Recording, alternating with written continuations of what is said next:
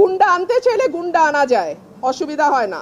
একজন আমাকে ধাক্কা দিয়েছেন, পাঞ্জাবি পরা, হ্যাঁ একজন ধাক্কা দিয়েছেন, তারপরে আমার লোক তো বসে থাকবেন, আমি তো একজন মহিলা, এবং পরে যখন আমার লোকজনকে মারধর করেছে আমার লোকজন জবাব দিয়েছে। সিম্পল। যেটা 15 বছরে হয় নাই, যেটা 15 বছরে হয় নাই সেটা আজকে হয়েছে। অলমোস্ট আমার গায়ে ধাক্কা দিয়ে আমাকে ফেলে দেওয়ার চেষ্টা হয়েছে। যেই বিএনপির নেতা কর্মীদের জন্য গত 15 বছর লড়াই করলাম, তারা আমাকে এখন ধাক্কা দেয়।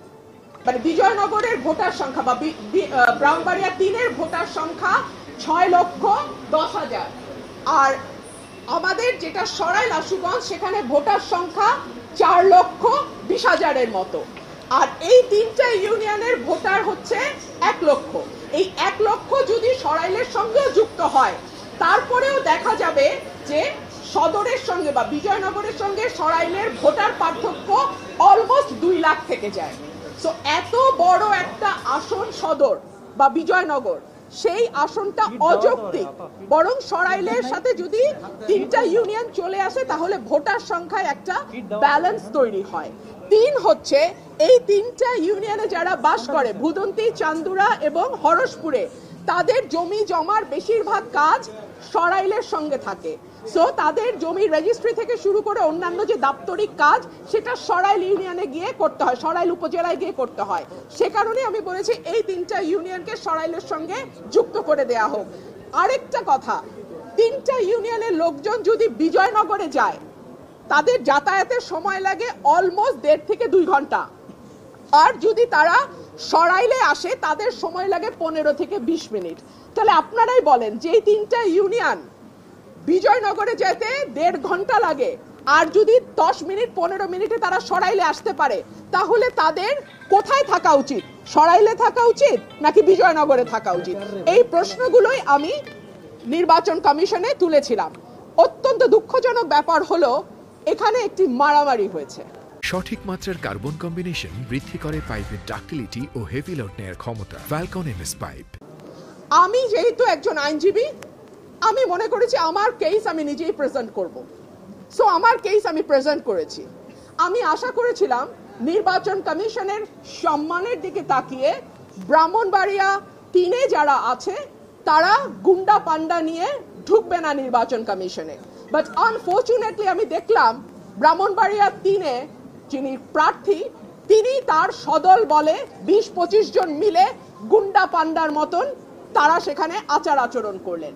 অত্যন্ত দুঃখজনক, অত্যন্ত লজ্জাজনক, এবং আমি মনে করি এটা কমিশনের যে ভাবমূর্তি, যে গাম্ভীর্য এবং যে সম্মান, সেইটার সঙ্গে এটা যায় না। আমি আপনাদেরকে কিছু ছবি দেখাচ্ছি, তারা এলাকায় বিভিন্ন মানুষকে কিভাবে পিটিয়ে পিটিয়ে তারা স্বীকারোক্তি আদায় করেছে। So this is there nature. হ্যাঁ, এখনো ইলেকশন আসে নাই, একটা সীমানা নির্ধারণ নিয়ে এলাকায় এইভাবে তারা পিটিয়ে, ব্রাহ্মণবাড়িয়া 3-এর যিনি আছেন তিনি এইভাবে পিটিয়ে পিটিয়ে মানুষকে স্বীকারোক্তি নিয়েছেন। এনিওয়ে নির্বাচন কমিশনে আমরা প্রেজেন্ট করেছি ভৌগোলিক দিক বিবেচনায়, জনসংখ্যা বিবেচনায় এবং সকল কিছুর বিবেচনায় আমি আশা করব নির্বাচন কমিশন যে সিদ্ধান্ত নিয়েছে সেটি সঠিক সিদ্ধান্ত, এবং সেই সিদ্ধান্তই নির্বাচন কমিশন বহাল রাখবে। যেহেতু ওদের 10 জন 12 জন মিলে কথা বলছে, সো আমি একজন কথা বলেছি, আর আমার পক্ষে একজন উনি ডাক্তার, উনি কথা বলেছেন। আমি কোনো গুন্ডা বদমাশের মেলা করি নাই, করতে চাইলে করতে পারতাম। গুন্ডা আনতে চাইলে গুন্ডা আনা যায়, অসুবিধা হয় না। আমি ভদ্রলোক নিয়ে এসেছি, ভদ্রলোক আসবেন কমিশনে, শুনানি করবেন, রায় হবে, যেটা রায় হয় হবে।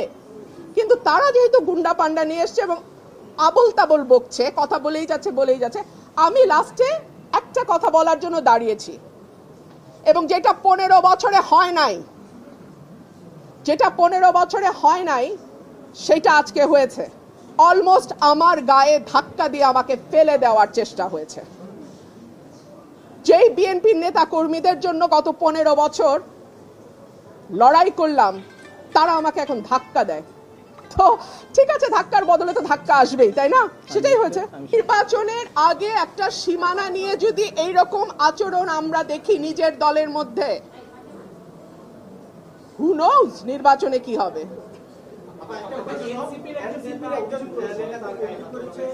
আপনি তাকে ধাক্কা দিয়েছেন, সেকেন্ড টাইম পরে পেছনে ভিডিওতে দেখা গেছে যে আপনি দাঁড়িয়ে আছেন, পেছনে কয়েকজন তাকে মারধর করতেছে এবং সে অভিযোগ করছে যে আপনার যারা গুন্ডাপান্ডা আছে তারা।